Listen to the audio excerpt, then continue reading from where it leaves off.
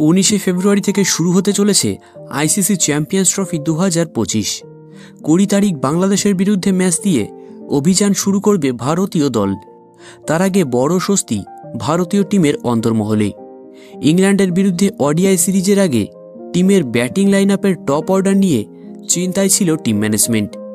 New Zealand এবং অস্ট্রেলিয়ার বিরুদ্ধে টেস্ট সিরিজে রোহিত বিরাটদের ব্যর্থতা কিন্তু উদ্বেগ বাড়িয়েছিল। একদিকে রোহিত শর্মা বিরাট কোহলিদের রানের মধ্যে না থাকা, শুভমান গিলের ধারাবাহিকতার অভাব, শ্রেয়াস আইয়ার হার্দিক পান্ডিয়াদের দীর্ঘদিন ওডিআই ফরম্যাট না খেলা, এই সব কিছু নিয়েই ছিল চিন্তা। কিন্তু ইংল্যান্ডের বিরুদ্ধে ওডিআই সিরিজে দুরন্ত ফর্মে ব্যাট করেছেন শুভমান গিল। একটি সেঞ্চুরি ও দুটি হাফ সেঞ্চুরি করেন তিনি। 3 ম্যাচেই রান পেয়েছেন শ্রেয়াস আইয়ারও। মারকাটারি মেজাজে ব্যাট করেছেন তিনি। রোহিত বিরাটকে নিয়ে ছিল সবথেকে বেশি চিন্তা।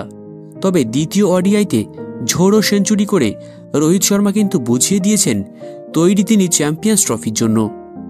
দেশকে এনে দিতে চান আরও একটি আইসিসি ট্রফি। অপরদিকে শেষ ম্যাচে বিরাট কোহলি হাফ সেঞ্চুরি করে রানে ফেরার ইঙ্গিত দিয়েছেন।